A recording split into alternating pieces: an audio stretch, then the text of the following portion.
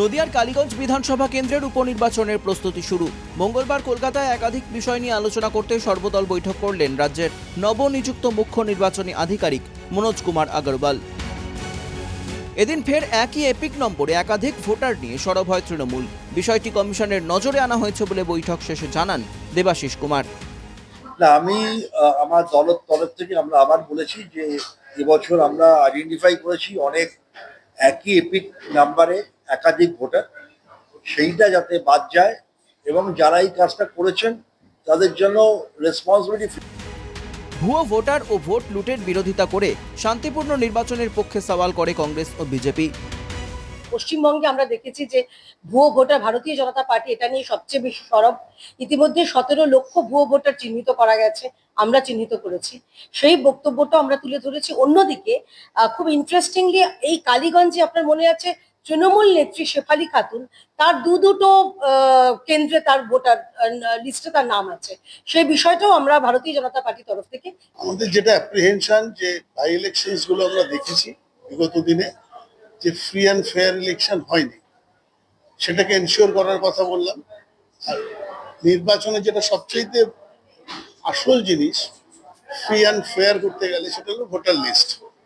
সেটার ব্যাপারে আমরা বলেছি যে ভোটার লিস্টে আমরা কন্টিনিউয়াসলি ডেড ভোটারদের নাম বাতিল করার জন্য অ্যাপ্লিকেশন ফর্ম দিচ্ছি, জমা করছি, কিন্তু কোনো এক অজ্ঞাত এবং অজানা কারণে সেই ডেড ভোটার্সরা ভোটার লিস্টে রয়ে যাচ্ছে।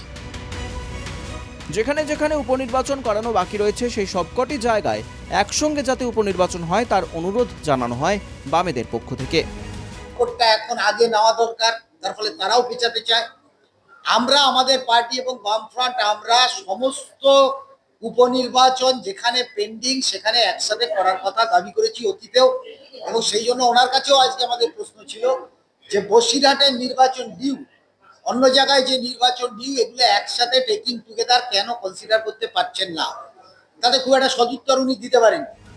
যে সমস্ত ভোটাররা এখনো পর্যন্ত ভোটার তালিকায় নাম নথিভুক্ত করাতে পারেননি তাদের জন্য বিশেষ ব্যবস্থা থাকবে বলে নদিয়া জেলা প্রশাসন সূত্রে খবর। আগামী 5ই মে চূড়ান্ত তালিকা ঘোষণা করা হবে জেলা প্রশাসনের পক্ষ থেকে। নদিয়া জেলা প্রশাসনিক ভবনে এক সাংবাদিক সম্মেলনে একথা জানান নদিয়ার জেলা শাসক S Arun Prasad. Periods of claims and objection, অর্থাৎ যে পিরিয়ডের মধ্যে আমরা ফর্ম নেব সেটা আছে 8 তারিখ থেকে শুরু করে 24 তারিখ এপ্রিল মাস।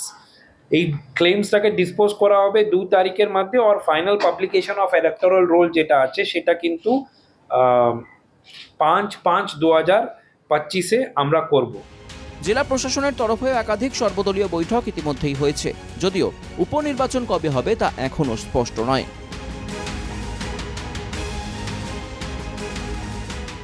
দেবিকা মজুমদার ও সুরজিৎ দাসের রিপোর্ট, NKTV বাংলা।